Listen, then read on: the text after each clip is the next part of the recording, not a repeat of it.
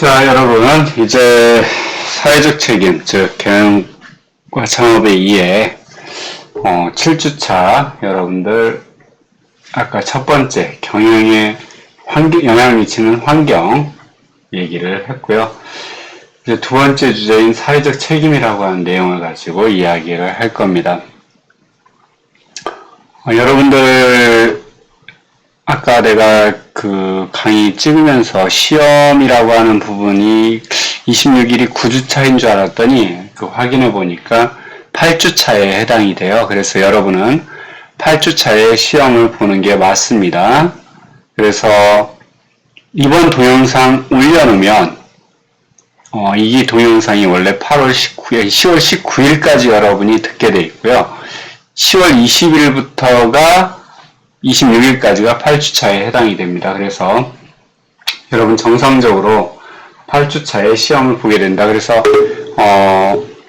19일날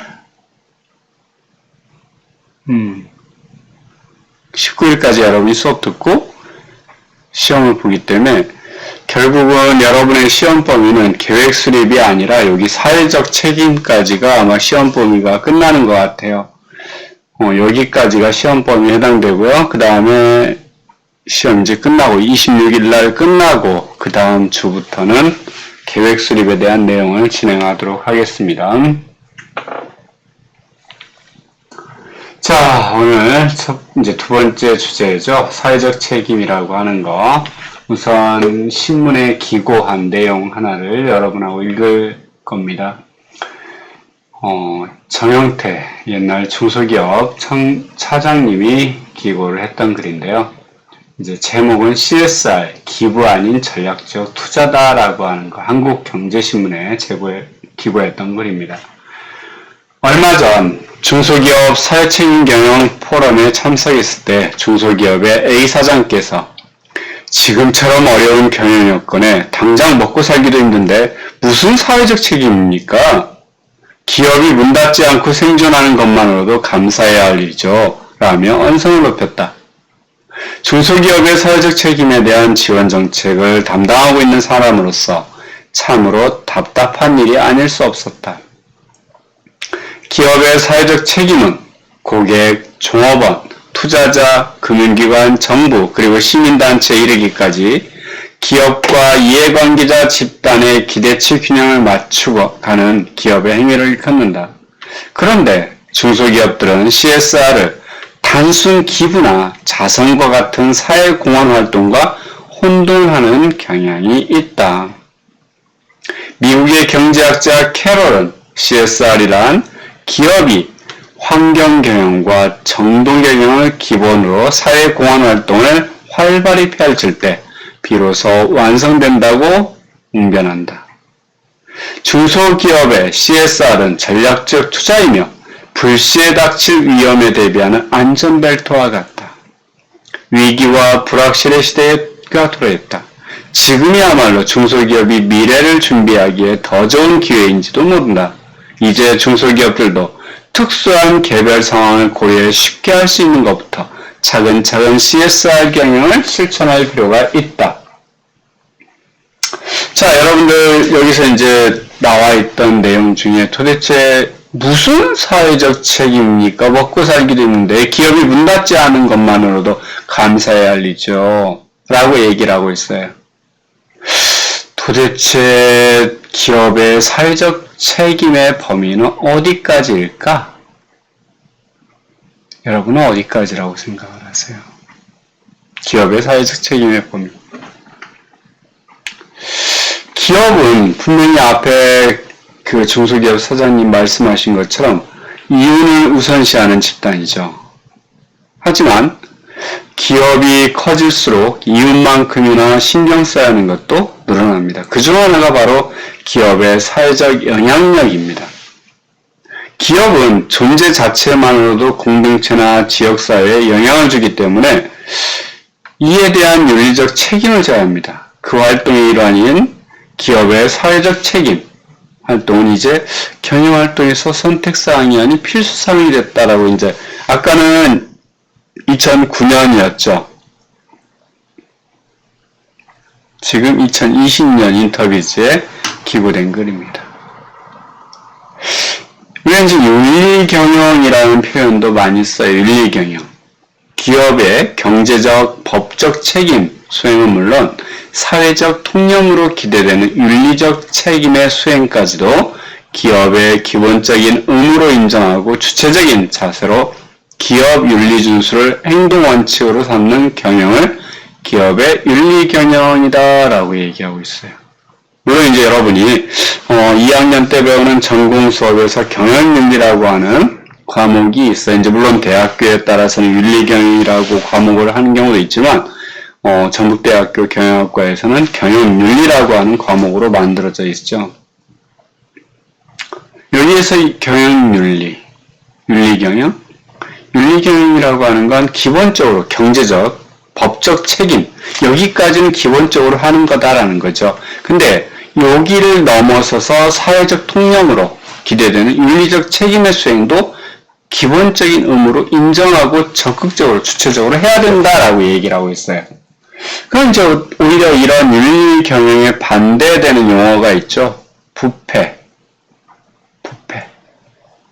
corruption, 함께 파멸하다, 공멸한다, 사적 이익을 위해서 공공의 이익을 저버리는 도덕적 위해, 공직자가 공권력을 남용하거나 공직을 이용하여 사익을 추구하는 행위 또는 사적 이익을 위해서 공공의 이익을 저버리는 도덕적 위해 행위를 얘기하죠. 부패는 개인의 이익을 위하여 위임된 권력을 남용하는 행위를 얘기하죠. 기업들의 부패라고 하는 건 기업 부패란 공직자나 기업의 임직원이 기업의 경영활동에 관련하여 본인 또는 기업의 사사로운 이익을 위해서 본인에게 주어진 직권을 남용하거나 위해하는 행위를 얘기하죠.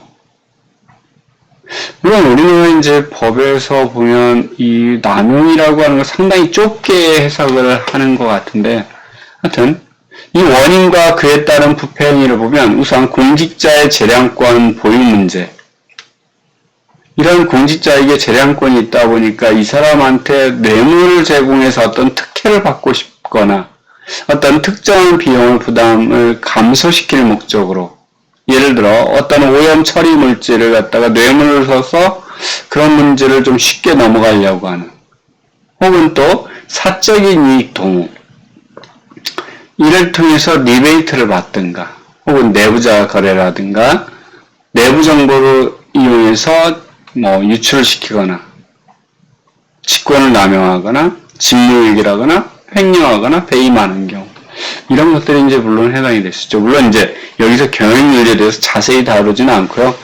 제가 지금 과거에 강의했던 경영윤리 시간에 강의했던 내용 중에 여러분이 이제 알아야 될 내용을 좀 가지고 온 거죠.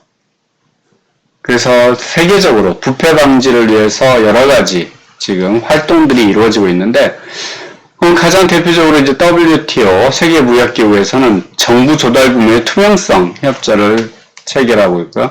그다음에 ICC라고 하는 국제상공회의소에서는 국제거래상의 금품 강요나 뇌물수수 방지, 이런 것들을 규칙으로 정하고 발표하고 있죠. 그 다음에 UN에서는 국제상거래에 있어서 부패와 뇌물에 관한 선언문을 채택하고 있고요. OECD에서는 뇌물방지협약 체결, 기업지배원칙 채택, 공직사회윤리, 인프라 추진, 다국적 기업 가이드라인 권고, 돈세탁 금지, 공정경쟁을 진행을 추구하고 있어요. 또 국제투명성기구에서는 부패지수와 내용성향지수를 발표하고 있죠. 그 다음에 세계은행에서도 반부패연구센터를 설립해서 부패 관련 정책 개발을 지원하고 있죠. 그 다음에 부패기업 블랙리스트를 작성하고 있고요. 윤리담당관협회에서는 국제표준화기구와 기업윤리의 세계표준화를 추진하고 있어요. 또 여러분 ISO 국제표준화 기준 많이 들어봤죠.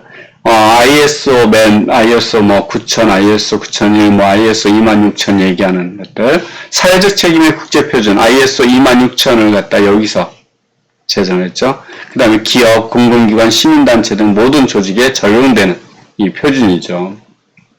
자, 기업윤리 앞에서 이미 얘기했지만 우선 기본적으로 기업이 해야 되는 경제적인, 법적인, 이걸 뛰어넘는 윤리적인 수준까지 해야 된다라고 얘기를 하고 있어요. 이게 이제 경영윤리다라고 얘기했죠. 윤리경영이다. 자, 그러면 기업의 사회적 책임이라고 하는 건 또 뭐냐? CSR이라고 보통 우리가 얘기하죠. Corporate Social Responsibility. 기업을 경영하는 과정에서 윤리적, 도덕적 책임과 경제적, 법적 책임, 그리고 환경적 책임 등을 수행하는 기업의 의무라고 얘기를 하고 있어요.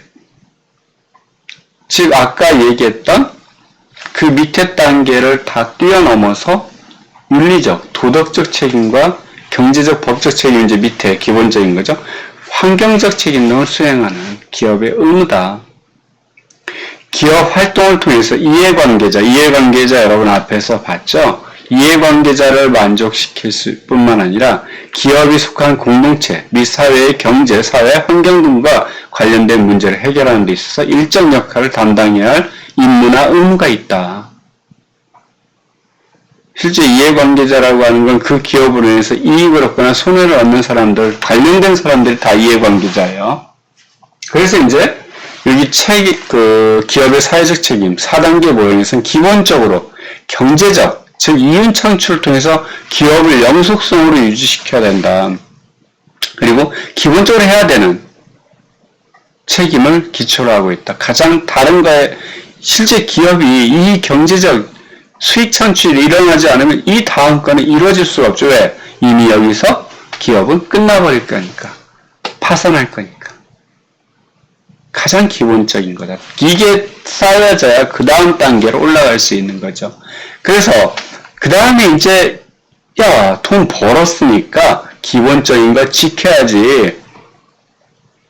기업을 운영하기 위해서 기본적인 거 지켜야지. 그래서 법규 준수해야지. 세금, 노동 잘해야지.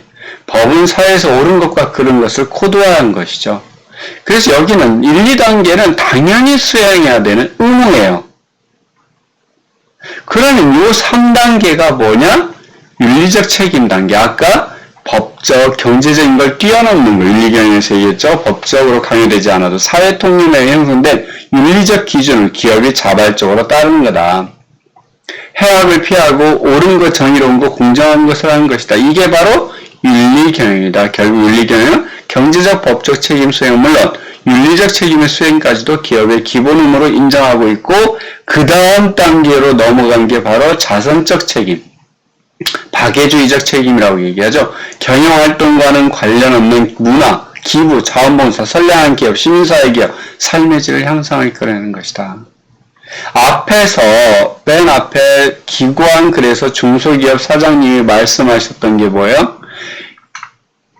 무슨 사회적 책임입니까? 먹고 살기로 했는데 기업이 문 닫지 않고 생존하는 것 말고 감성해. 여기 지금 기업이 생각하는 사장님이 생각하는 사회적 책임이라고 하는 건 뭐예요? 실제 기부, 자선 요걸로만 생각을 하고 있다라고 하는 거죠. 즉 이 앞에 마지막 단계 요것만을 생각하고 있는 거죠. 근데 실제 기업의 사회적 책임은 가장 1단계, 2단계, 3단계, 4단계 요 밑에 것이 되지 않은 상태에서 이걸 할 수가 없어요. 그래서 가장 기본적으로 현재 내 수준에서 어울리는 거. 물론 여기까지는 기본적으로 당연히 해야 되는 거고 그 다음 단계 여기서도 했다라면 그 다음 단계 나아갈 수 있는 거죠. 결국은 이 윤리적 책임의 범위를 넘어서는 게 바로 기업의 사회적 책임이다라고 하는 거죠. 여기는 이제 자선적인 부분까지 담당을 하고 있는 거죠. 물론 요거 안 해도 여기까지 잘해도 그 기업의 역할 충실히 잘했다라고 할 수 있어요. 그걸 뛰어넘어서 이제 하는 거죠. 그러면 왜 기업에게 사회적 책임을 요구하느냐? 물론 이건 다시 얘기하면 윤리경영을 요구하느냐라고 하는 얘기도 다 동일해요. 요게 구분을 했지만 실제 윤리적 경영이 이루어지지 않으면 이거 자체는 나타날 수가 없는 거기 때문에 왜? 실제 우리가 지금 기업 자체가 존재하는 것만 자체로도 다른 사회 구성원들한테 영향을 미친다라는 거죠. 지금 그리고 여러분 알다시피 사회 이 의존성이 서로 간의 의존성이 상당히 밀접해졌어요. 그리고 실제 소수의 공급자가 다수의 소비자를 상대로 하고 있는 불안전 시장이죠. 정보가 한쪽에 치우쳐져 있잖아요. 대표적인 게 옥시. 여러분 폭스바겐, 그 폭스바겐의 그 배기량 그거 조작 이런 것들 실제 알았어요? 몰랐잖아요. 또 거대 기업의 영향력이 세요. 우린 이런 얘기들 하잖아요. 삼성공화국. 여러분들 조정래 소설 작가의 그 허수아비의 춤? 한번 읽어보면 상당히 기업들이 어떻게 하고 있는가라고 하는 걸 윤리적인 문제, 이게 이제 그 기업이 어떻게 정부 관료들을 어떻게 다루고 있는지를 볼 수 있을 거예요. 그런 이제 외부 불경제라고 하는 용어가 등장하는데 요거에 대해서는 여러분한테 좀 설명을 밑에 좀 정리해 놨어요. 외부 불경제 혹은 외부 비경제라고도 얘기하는데 external diseconomies.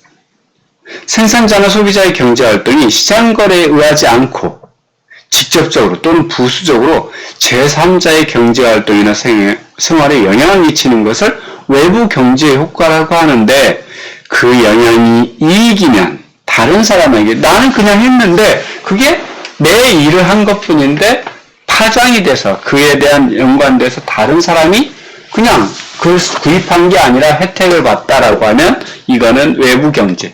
손해를 봤다라고 하면 외부 불경제라고 한다라고 하는 죠. 여기는 이제 우리 외부 공장이 지금 매연이 나와 있어요.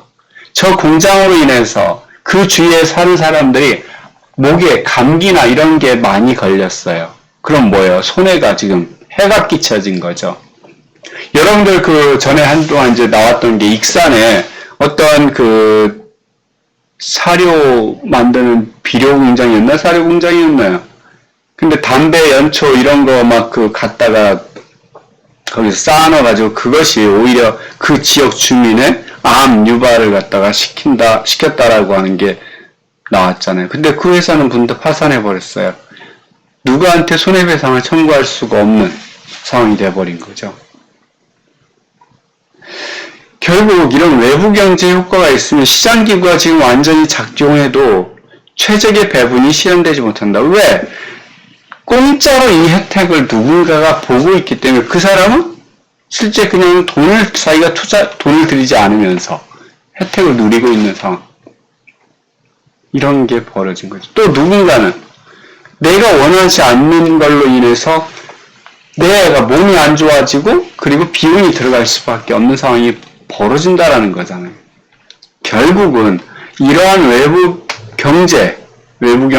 효과에 의해서 정부는 이걸 갖다가 관리하기 위해서 실제 세금을 걷거나 보조금을 지급하는 형태로 나타난다는 거죠. 그거에 대해서 이제 용어 정리를 해놨어요. 여러분한테 이게 지금 아마 강의 안에 들어가 있을 거예요. 그래서 외부 경제, 긍정적인 외부 효과, 그 다음 외부 불경제, 부정적인 외부 효과. 그래서 예를 들어 이게 정부에서 제공하는 이 독감 예방 접종. 실제 당사자뿐 아니라 타인에게 나는 내 돈 내고 맞았지만 내가 그걸 맞음으로써 독감이 안 걸리면 타인에게도 독감이 덜 걸리게 하는 이익을 가지고 있다라는 거죠.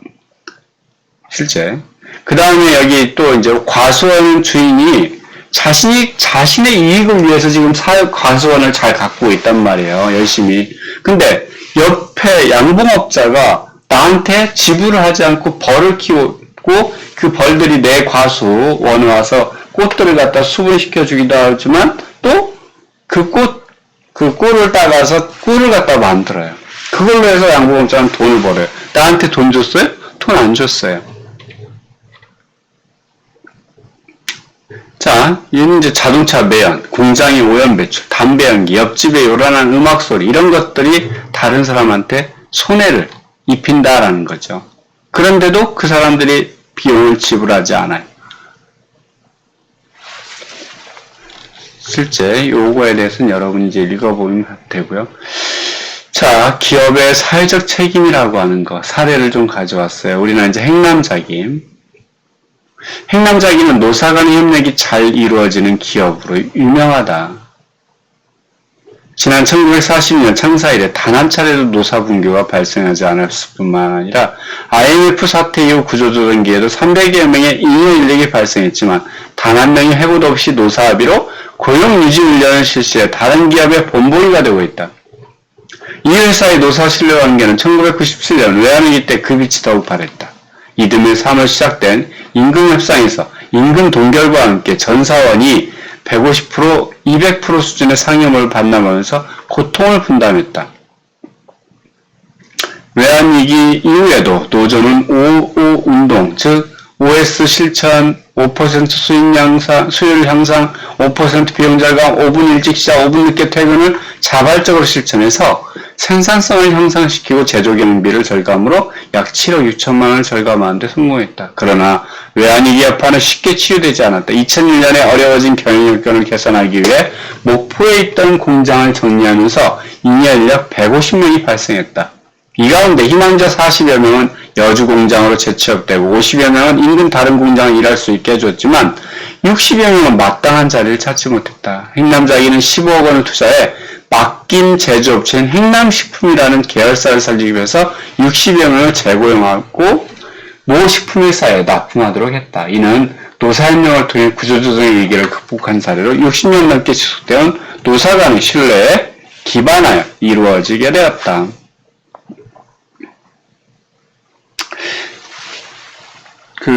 과거에 지금 현재 노사 대립이 가장 심한 곳 중에 하나는 한국콜텍이라고 하는 악기 제조사. 그전에는 그렇게 계시지 않은데 개인적으로 창조 컨설팅 하여튼 사장들을 현혹시켜가지고 노조 탄압의 대표적인 컨설팅 업체, 창조 컨설팅. 이 회사가 지금까지 우리나라 노사관계 이런 걸 참 많이 망가뜨렸다라고 생각이 들어요. 특히 또 거기서 일하다가 한 사람들, 창조 컨설팅에서 배운 사람들, 노무사로 막 배운 사람들, 이 사람들이 실제 그런 식의, 자기들이 배운 식의 그걸 갖다가 기업 사장님들한테 전파시키면서 오히려 협력적 노사관계에 있던 그런 회사들이 안 좋아지는 그런 사례가 많이 나타나고 있어요. 그리고 하나 이제 작전을 짜죠. 어떻게 하면 거기에 있는 노조를 와해시킬 것이냐. 어떻게 하면 기업을 싼 값에 그들을 갖다가 해가지고 내가 다른 노조한테 지불해야 할 건 좀 적게 지불하면서 다른 데로 비싸게 팔아넘길까. 이런 걸 짜게 만든. 그래서 개인적으로 창조 컨설팅 그걸 참 그런 데가 만들어졌다는 것도 참 아픔이죠. 법의 이 맹점을 이용해가지고 그런 게. 하여튼 이제 그런 한국콜텍이나 지금 뭐 여러 기업체들, 노사관계 안 좋은 기업체들 많지만 여기 같은 경우는 그래도 이런 부분을 잘 극복을 하고 있어요. 만약에 여기도 창조 컨설팅이 들어와서 작업했다면 노조하고 엄청나게 또 서로 간의 싸움이 아마 발생하고 이 기업도 거의 뭐 그러다 문 닫겠죠. 자, 그 다음에 이제 또 일본의 아사히. 아사히 같은 경우는 친환경 경영을 통한 지속가능 기업 성장. 일본의 맥주회사 아사히는 발전 시 배출되는 배기가스를 다시 에너지로 활용하는 코제너레이션 시스템과 폐수 중 메탄가스를 재활하는 폐수 처리 시설을 도입해서 맥주 발효 공정에서 발생하는 이산화탄소를 수집하여 탱크에 저장했다가 병캔 등의 포장 공정에 재활용함으로써 환경 경영을 실천하고 있어요. 제조 과정에서 발생하는 폐기물의 100% 재활용을 추구한 결과 1992년 이바라키 공장에서 처음으로 폐기물 재활용 100%를 달성하였고 1998년 모든 공장으로 확대했어요. 그래서 환경부하가 적은 포장용기 개발 및 병캔 등의 재활용에도 적극적으로 나서고 있어요. 아사히는 지역사회를 중심으로 각종 환경행사 및 환경교육을 실시하고 있죠. 또 카나카와현 초등학생을 초청해서 공장 내 정원에서 사육한 반딧불의 유충을 방류하고 멸종위기의 송사리를 사육하고 있는 나고야 공장에서 초등학생을 대상으로 생태교육을 실시하고 있기도 해요. 일본에서 이제 재활용하기 위해서 여러 가지 플라스틱 병이나 이런데 라벨을 떼기도 쉽게 만들어져 있죠. 지금 현재 우리나라도 많은 업체들에서 이 병을 라벨을 떼기 좀 편리하게 만들고 있어요. 과거에는 이게 딱 붙어갖고 잘 안 떼는데 요즘에는 여기 이제 이게 붙어 있죠. 쉽게 뗄 수 있고 여기도 지금 이게 좀 벗어지기 좀 편하게 안 됐네요. 원래 이렇게 요즘에 많은 회사들이 여기 있구나. 이게 쉽게 요즘에 막 이게 쉽게 떼서 분리수거 할 수 있게끔 많이 하고 있는데 지금 여러분도 알다시피 지금 미래 기업들이 신경 써야 될 부분이 이 플라스틱 문제인 것 같아요. 플라스틱이 어마어마하게 배출되죠. 특히 이게 지금 재활용에 대한 부분 인식, 우리나라 국민들의 인식이 좀 그래도 지금 분리수거가 많이 나아진 거지만 아직도 보면 좀 더 진행이 돼야 되겠구나라고 생각하는 게 이제 아파트에서 보면 많은 사람들이 이제 이 플라스틱 분리수거를 많이 열심히 하고 계시잖아요. 근데 음식을 시켜갖고 드시고는 거기에 플라스틱 용기가 많이 요즘에 배송되잖아요. 그러다 보니까 그걸 갖다 씻지도 않고 그냥 그대로 플라스틱 그릇에 내놓는 경우 솔직히 이건 쓰레기로 내놨어야지 쓸 수가 없어요. 집에서 그렇게 내놓으려면 씻혀가지고 그래 내놨어야 되는데 그러면서 아직은 좀 더 가야 되는구나. 이게 더 궤도가 공지가 이루어져야겠구나라는 생각을 하고요. 마찬가지로 기업도 어떻게 하면 이런 부분에서 조금 더 이 환경 문제를 고려한, 즉 오염물질을 최대한 좀 줄일 수 있는 방법을 고민했으면 좋겠다라는 생각이 아직 우리 일상생활이 너무 편리하게 많이 침투해 있어서 이걸 바꾸기가 좀 어렵겠지만 그래도 지금 바꿔나가야지 않냐라는 생각이 좀 들어요. 자, 그 다음에 이제 도덕성 위배, 즉 이제 사회적 책임 위배 사례죠. 이게 이제 일본의 우유 회사였어요. 1950년에 설립된 일본의 A사는 우유, 유제품, 아이스크림, 유지, 주류, 유가품을 생산하는 업체로 매출 약 5,600억 엔, 종업원 약 4,500명을 거느리고 있는 일본 최대 유제품 업체예요. 지금 이게 N이 1000이니까 이게 어마어마하게 지금 1엔이 1,100원인가요? 1엔이 100원인가요? 이거 매출 어마어마하겠는데. 그러나 2000년 6월 A사 우유로 인해 총 14,789명이 식중독이 발생했어요. 경영층은 조속한 사건 원인 규명이나 피해에 대한 사과가 아닌 자신들의 입장 방어에만 치중했어요. 게다가 이미 1999년 우유 돈육 등의 원산지 표시를 허위로 기재하고 유통시켜서 약 9,500만 원에게 차익을 실현한 혐의로 행정처분을 받고 있던 상황에서 또다시 2001년 수입 쇠고기를 국산으로 위장 포장해 정부의 기관에 매각하고 2002년 1월에 그 대금의 일부인 약 1억 9,600만 원을 수취한 사실이 드러났어요. 그러나 경영진은 계속 잘못을 회피하는 발언으로 일관하고 있었죠. 이에 소비자들의 비난을 받고 급기야 소비자 불만 운동으로까지 번졌으며 결국 회사는 폐사하고 말았어요. A사는 다시 일어나려 했으나 신뢰성 산실로 인한 손실액 100억 엔을 메우지 못하고 2002년 4월 말 임시주주총회를 통해 해산되고 말았어요. 이 회사의 실패 원인은 현재 경영 성과에 연연했고 윤리적인 가치를 무시했고 소비자를 생각하지 않는 데서 찾을 수 있다는 거죠. 모든 파워는 고객의 손에 있다. 참 중요한 말이죠. 또 이제 인권을 갖다 무시한 글로벌 스포츠용품 업체 C사. 글로벌 스포츠용품 업체인 C사는 과거 개발도상국 하청업체의 노동조건 개선에 충분히 노력하지 않았다는 점이 하청업체 노동환경 보고서에서 드러나면서 제3세계 하청공장에서 심각한 노동착취와 인권 침해 사실을 시인했다. 2004년도 기업책임 보고서에 따르면 C사는 569개 해외 하청 공장 중 20%의 지역에서 신체적, 성적 학대를 하거나 작업 도중 화장실을 못 가게 하고 물을 마시는 것조차 금지하는 것으로 나타났다. 또한 남아시아 공장의 50% 이상에서는 주당 60시간 이상의 초장시간 노동이 이루어지고 시간의 노동을 거부할 경우 처벌도 가해지는 것으로 조사했다. 법정 최저임금을 받지 못하며 노동운동에 대한 억압이 존재하는 것도 전체의 25%에 달했다.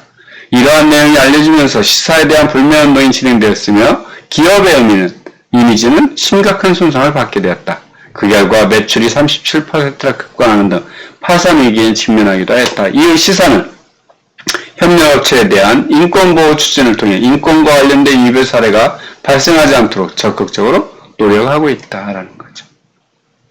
자, 이처럼 기업들이 나름대로 이런 윤리 경영 혹은 비윤리 경영을 실제 하고 있어요.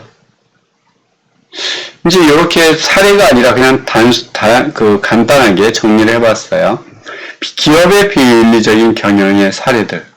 교통사고 경력을 말하지 않고 차를 파는 중고차 도매상. 비오는 날 몰래 공장 폐수를 흘려버리는 염색 공장. 원료를 수입하며 구입 가격을 더 높게 책정하여 해외로 자금을 빼돌리는 회사. 심각한 부작용을 감춘 채 신약을 출시한 제약회사. 작업 중에 사고를 당한 동남아 노동자를 협박해서 해고시킨 중소기업. 뇌물과 협박으로 토목공사를 주문따낸 건설회사. 이건 지금 회사들이죠. 회사원 자체도 있어요. 부하 직원을 성인화한 산업자, 회사가 개발한 신기술을 경쟁사로 빼돌리고 돈을 받은 기술자. 이 지금 삼성 같은 경우도 이런 거 막으려고 어마어마하게 노력했죠. 자기들의 기술을 갖다가 중국으로 빼돌리려는. 그러니까 아까 USB 이런 거 못 굽는다 그랬잖아요. 그러니까 어떻게 해요? 머리로 그려요. 대단해요. 머리로 보고 그걸 다 그려갖고 집에서 또 그대로 그리고 다시 또 보고 집에서 그리고 혹은 또 출장 경비를 부풀려 신청해서 개인적으로 착복하는 셀러리맨, 회사 직원을 찍어 은행 대출을 받아 개인 용도로 사용한 사원. 이런 거 많아요. 은행 직원이 농협이었나요? 75억이었나? 그 고객돈 빼가지고 자기 놀러 다니고 나중에 걸렸잖아요. 자, 고객에게는 낮은 이자를, 임직원 급여는 매우 높게 주는 애. 이거 진짜 윤리일까 비윤리일까? 여러분이 한번 생각해 보세요. 이 사례들은, 이 지금 사례들은 상당히 이게 윤리적일까 비윤리적일까? 여러분 아까 그 윤리의 4단계 있죠? 거기를 기준으로 보는 게 좋아요. 또 용기를 크게 보이도록 만들어 매출을 많이 올린 화장품 회사. 헤드라이트 모양만 바꾸어 새 모델로 출시한 자동차 회사. 인건비 절약을 위해 비정규직을 더 많이 채용한 대형마트. 수요가 증가해도 가격 상승에 출시하려고 기다리는 회사. 걸어도 되는데 택시 타고 요금을 경리과 요청하는 사원. 일하다가 지루해서 30분간 인터넷 게임을 하고 있는 김대리. 집안 사정으로 결근한 부하를 지각 처리해준 박 팀장. 여러분이 이 각각의 사례에 대해서 이건 좀 윤리적으로 문제 있다, 아니다, 어떻게 생각하는지, 어떻게 판단하는지 한번 뭐 이게 전체를 다 아는 게 아니라 여러분이 그냥 요거에 대해서 저는 이렇게 생각합니다 라고 한번 해줬으면 좋겠어요. 자, 기업은 그러면 아까 사회적 책임의 1단계가 가장 기본적으로 경제적, 2단계가 법적, 4번째가 이제 윤리적, 4번째가 사회적 책임, 사회 자선이나 사회 기업 봉사 이런 거였잖아요. 이거 필요할까? 물론 앞에 것들도 다 사회적 책임의 영역에 다 포함되는 거예요. 꼭 이것만이 아니라. 그런데 이제 일반적으로 사회적 봉사 책임하면 사회 봉사 이런 걸 갖다가 기본적으로 떠올리기 때문에 요거에 대해서 여러분 어떻게 생각하는지 찬반 논쟁. 우선 고전적 견해는 반대하고 있어요. 근데 사회 경제적 견해, 지금 최신 그거는 찬성을 하는 입장이죠. 과연 사회적 책임의 범위는 어디까지일까? 물론 경제 체제나 정부의 정책, 산업구조, 사회 구성원 간의 상호 의존도에 따라 달라져. 시장 실패의 비용이 커질수록, 기업의 영향력이 커질수록 기업의 사회적 책임 요구는 커질 수밖에 없다. 자, 고전적 견해는 반대를 하고 사회 경제적 견해는 찬성한다 그랬어요. 실제 고전적 견해는 기업은 1차적으로 돈을 벌어야 주주와 사원을 먹여 살릴 수 있다. 기업은 돈을 버는 조직이지 사회봉사활동이나 하는 전문기관이 아니다. 이거는 사회봉사가 해야 된다. 봉사단체가 해야 된다. 그런데 사회경제적 견해에서는 기업도 사회 한 구성원이다. 행복한 사회를 위해서 공헌해야 된다. 기업이 사회적 책임을 다한다면 장기적으로는 회사의 이득이 될 거다. 자, 여러분은 어느 쪽의 의견에 더 관심이 가고 그쪽이 이렇게 하는 게 좋다라고 생각을 하나요? 실제 기업의 사회적 책임의 내용이라고 하는 건 가장 기본적으로 기업의 유지 발전이죠. 그 다음에 이제 이해관계자에 대한 책임, 즉 소유주, 주주에 대한 책임. 주주의 이익을 위해서 움직이는 게 기업이라고 했어요. 여러분들 기업의 이익이라고 하는 것 누구 몫이냐라고 하는 부분, 기업의 이익은 누구예요? 기업 주주의 몫이에요. 그 다음에 종업원에 대한 책임, 종업원이 안전하게 일할 수 있는 환경을 만드는 것. 그들이 기본적으로 이 노동 근로조건이라고 하는 거, 그 다음에 이제 임금, 법정 최저임금 이런 걸보다 더 많이 받는 거, 이거는 당연한 거고 법에서 하는 거니까. 좀 더 나가서 이제 원래 안전도 지금 산업안전보호법 있어요. 그런데 제대로 안 지켜지고 있다는 거죠. 또 소비자에게 대한 책임. 소비자에게 책임은 뭐야? 기본적으로 소비자에게 좋은 제품을, 품질 좋은 제품을 그 저렴한 가격에 제공하는 거잖아요. 지역사회 및 정부에 대한 책임. 아까 소비자에 대한 책임에서 값싸게 제공한다. 이 부분은 좀 생략을 해야 되는 부분이에요. 이건 이제 소비자가 선택을 하는 문제고, 그런데 좋은 제품을 만들어서 품질 좋은 제품을 만드는 건 책임이 있죠. 그 다음에 이제 지역사회나 정부에 대한 책임. 실제 올바른 오염물질 이런 것 내보내지 않는 것도 마찬가지 지역사회에 대한 책임이고, 세금 잘 내고 하는 거. 이런 것도 책임이다. 근데 이제 요즘에 또 공유가치 창출이라고 하는 용어도 또 나와요. CSV라고 해서. 그래서 공유가치 창출, 실제 기업이 본업과 관련된 활동을 하면서 사회적으로 기여하는 것을 말한다. 공유가치 창출이라는 건. 마이클 포터가 제안하는데, 공유가치 창출은 경제 사회적 조건을 개선시키면서 동시에 비즈니스의 핵심 경쟁력을 강화시키는 일련의 기업 정책 및 경영활동을 의미한다. 물론 그러면 이 CSR과 CSV라고 하는 공유가치 창출 뭔 차이냐? 그래서 요거는 실제 비즈니스 연계 관점에서 바라볼 필요가 있다. CSR은 시민의식과 자선활동을 동기로 가지고 있는데, 기업의 가치 사실상 존재하는 사회 문제와 이와 관련된 이해관계자 이슈에 대응하는 활동을 의미한다. CSR은 실제 요구하기 위한 예산은 기업에서 한정적이다. 그래서 제한적일 수밖에 없다. 그런데 CSV는 기업의 이윤 극대화를 위한 전략 내에 사회적 환경적 가치를 통합하는 개념이다.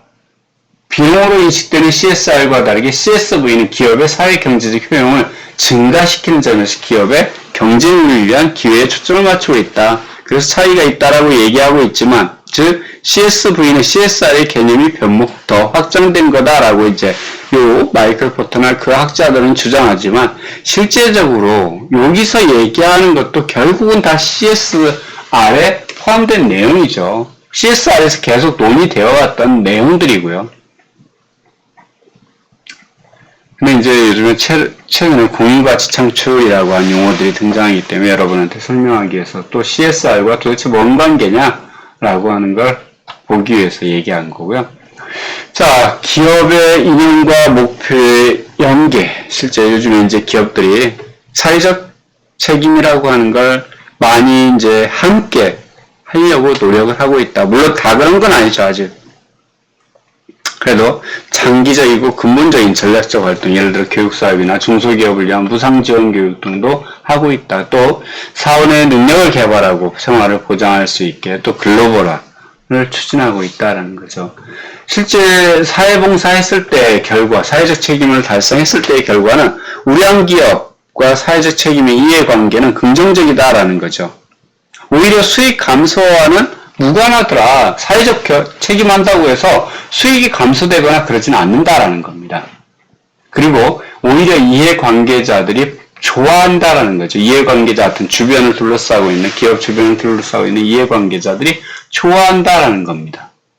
우선 지역 주민이나 사회 구성원이 환영하죠. 회사의 진영도가 높아지니까 회사 직원들도 긍지가 오를 것이며 회사에 대해서 더 좋은 감정을 가질 수밖에 없죠.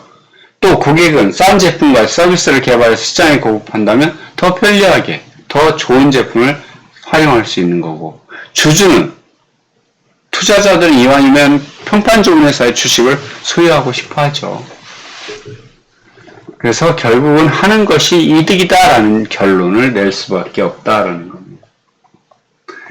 자, 여기까지 이제 마무리하고요. 여러분들 중간고사 다음 주에 보고, 그 다음에 26일까지 중간고사죠. 그 주에 또 이제 그 다음 계획 수립부터 강의 올리도록 하겠습니다. 여러분들 중간고사 잘 보기 바랍니다. 이상 마무리합니다.